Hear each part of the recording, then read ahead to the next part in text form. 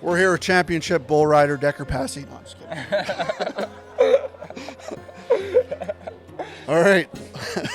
Welcome back to another installment episode, whatever we're calling this, of the Full Circle podcast. We're here. Braxton, Rowe.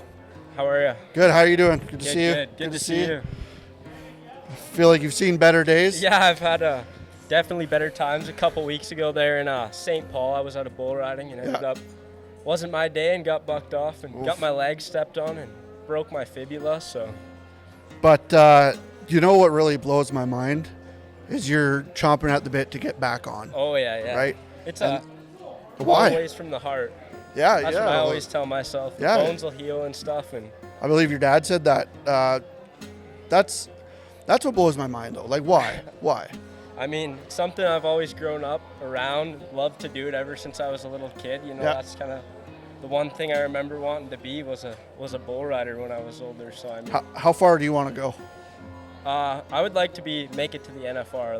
That'd be like my ultimate goal there. Make it to the World Finals in Vegas for the 10 rounds of bull riding there. I think would be pretty dang cool. How close do you think you are? I got a long ways to go. Well, I mean, without that. I came a long ways. We got a long ways to go, but that's good. I mean, you got ambition, and I have no doubt you're going to make it there. Yeah. So what really keeps you getting on every single time? Because I got to say, you watch someone jump on a bull, the bull doesn't perform, but it's still, you know, it does something goofy coming out of the gate, the flag gets thrown, and you just get tossed around, and you stand up, and you see the timer guy or the official go on, you want to re-ride? And you're like, yeah, and, you know, a couple minutes later, you're back on the bull again. Yeah, it's definitely not a candy-ass sport, so to say, you know. It's a little rough and tough at times, and, you know, but it's just something I've kind of always wanted to do. To me, like, I can't say I've ever been on one, right? But I feel like it'd be the equivalent of a full weekend hockey tournament. You know, riding one bull for 8 seconds. Like your body after? Yeah. How sore you are? Yeah. I don't know. And you guys are like, got a couple more days left in me, and you jump back on and you make it happen. You're definitely more sore at the start of the year. Like the first couple you get on in the middle of the summer when you're getting on, you know, 3 to 6 every weekend or whatever you're at, 2 or 3 different bull runs. Your body kind of gets used to it a little more. So when did you get on your first bull? I think I got on my first bull when I was 15 probably. Yeah. And before that, you were riding steers? Yeah, I started riding steers kind of. I rode calves and stuff when I was little, just around home for kind of whatever. But I started riding steers probably when I was around 12 or 13, and kind of that's where it all started. I kind of evolved and went on to the bull riding.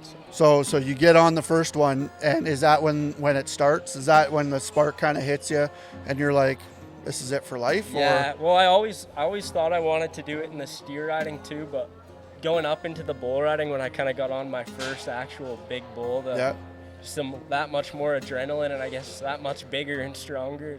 Yeah. After my first ride, I remember it was pretty fast and don't really all remember what happened, but I wanted to do it again. Right away, yeah. Yeah, you betcha.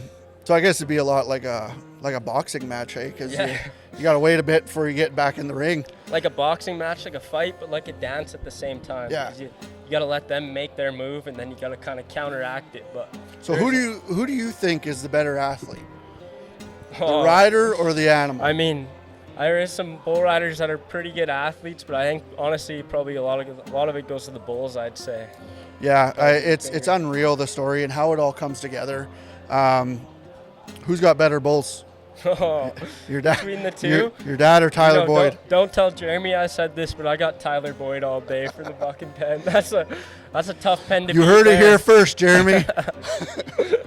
That's awesome. So today, because you got your broken limb there, I don't think that boot's regulation to ride in. What are you going to be doing back there behind the chutes? Back here today, I'm just going to be kind of hanging out, supporting everyone, all my buddies, helping them out. Flanking? Yeah, maybe do some flanking, hang some flanks, wander around, kind of probably just be in the way. Yeah, that's good. No, I think every event needs someone that just stands in the way.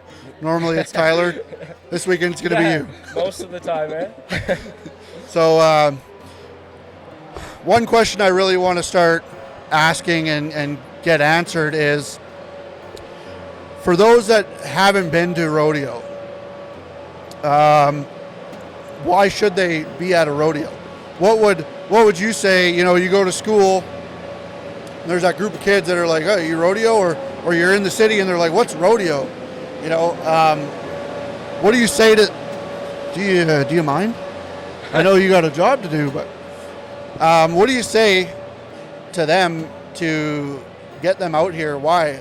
Honestly, through rodeo, I've learned a lot of good life skills. You know, it's kind of for when I first started to learn how to grow up. Some really was when my parents would send me with other ones of my buddies, you know, that are 16, 17 years old, and, you know, kind of go off without them and have your own freedom and kind of experience life. You know, you learn a lot, and I mean, made a lot of friends, you know, that I'll have forever throughout the sport. For spectators, what should they expect to see when they come to a rodeo? They'll see a lot of chaos, really. Probably a lot of it with the controlled chaos. Controlled chaos. That's a good way to put it. Yeah, with the rough stock, you'll see maybe some injuries. Guys get toughed up a little bit. You'll see a guy get thrown in the air, ran over, maybe hooked. Yeah. Might see some good bull rides too, and with the roping too, you'll get to see all the horses in action too. The pickup men. Yeah. I guess the last thing I want to say, and we'll wrap this up. You bull riders, you're an exciting breed. Not only are you, getting in that boxing match, you're getting right back in sometimes 3 times a night. Yeah. Exactly. But I think the funniest thing is when you pack 5 of you into some cheap farm car and all your gear in the trunk, and you just hit the road for the summer. That's got to be the funniest thing. And those of you that think these farm boys all show up in their big lifted Dodge diesels and stuff, they don't travel in that. That is not the case. No, there's been a couple instances where me and my buddies have jumped in a car and maybe went down the road in a $500 car with a set of tires on it and come back and questionable tires. Yeah, $400 car and loaded up with 4 or 5 people and come back, and between the rig you'll win $5-6 grand maybe between all of us, but we still got the $500 beater car. And then it's fun for the rest of the summer out in the field with that thing, eh? Yeah, you betcha. No, not a better way to live, I think, anyways. So there you have it, from a broken bull rider's perspective today on Full Circle. Thanks for coming on, Braxton. I appreciate it. Thank you.